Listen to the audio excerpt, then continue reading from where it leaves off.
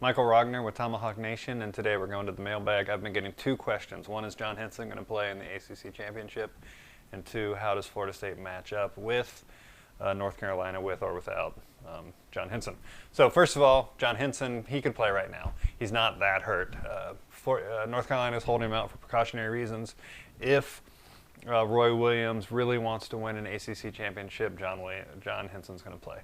If Roy Williams is managing this team strictly for the NCAA tournament, then John Henson might not play. My hunch is that he will play, but probably not the 30 minutes that he's used to.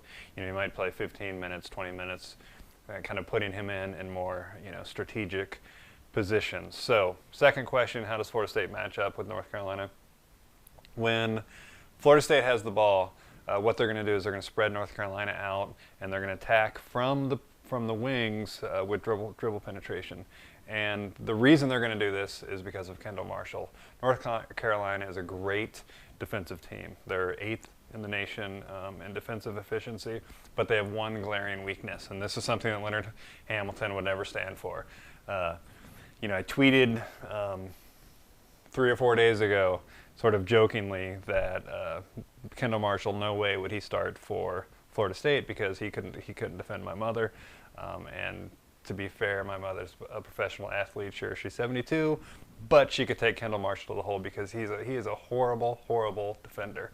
But what he does on offense is so important to that team that there's no way that he's ever going to be out of the lineup. So Florida State's going to spread him out, attack on the wings, dribble penetrate, and whenever you see Florida State's guards doing that, that's a good possession.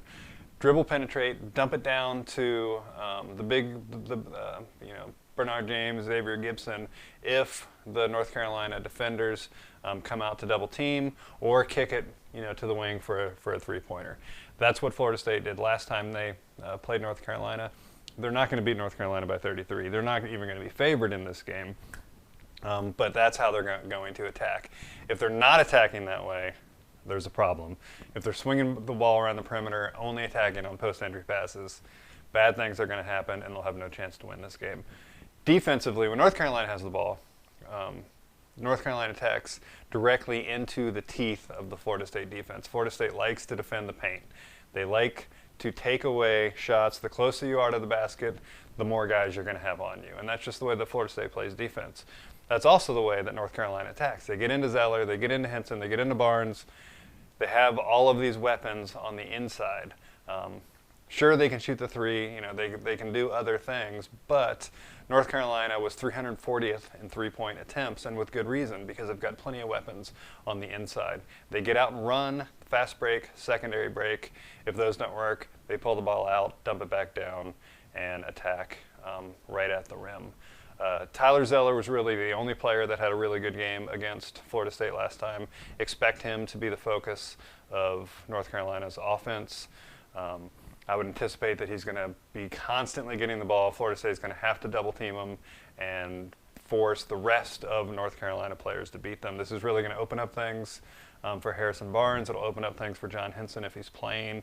And then there's all the other, multitude of top 25 recruits they've got coming off the bench who will open up things for. So, 1 p.m., ESPN, come right here for the game thread.